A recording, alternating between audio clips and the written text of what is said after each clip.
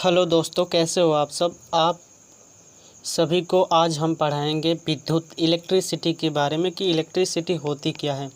कक्षा 10 की विज्ञान है, अच्छे से समझना क्योंकि यह हर एक एग्ज़ाम में इम्पोर्टेंट है और इससे क्वेश्चन 1 या 2 हमेशा देखने को मिलता है। ठीक है, तो देखो एनर्जी क्या कहलाता है। तो सबसे पहले इसके बारे में हम थोड़ा सा पढ़कर बताते हैं कि प्रतिदिन की बोलचाल की भाषा में हम लोग ऊर्जा शब्द का प्रयोग करते हैं और उसके अर्थ को समझते हैं। दिन भर एक मजदूर शारीरिक कार्य करता है और शाम को थक जाने पर उसकी ऊर्जा कम हो जाती है, जिसको वह आराम करके तथा भोजन पुनः प्राप्त कर लेता है।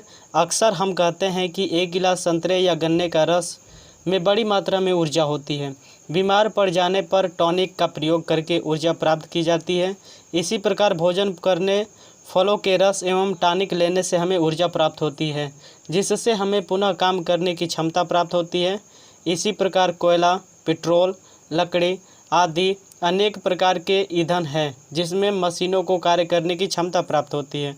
अतः ऊर्जा एक ऐसा कारक है जो कार्य करने की आवश्यकता होती है, कार्य करने के लिए आवश्यकता होती है।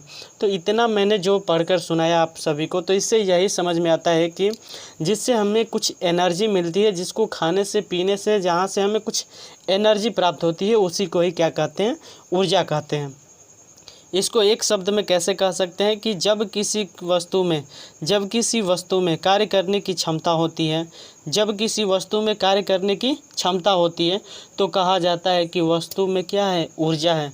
ये याद कर लो कि जब किसी वस्तु में कार्य करने की क्षमता होती है तो कहा जाता है कि वस्तु में क्या है, एनर्जी है।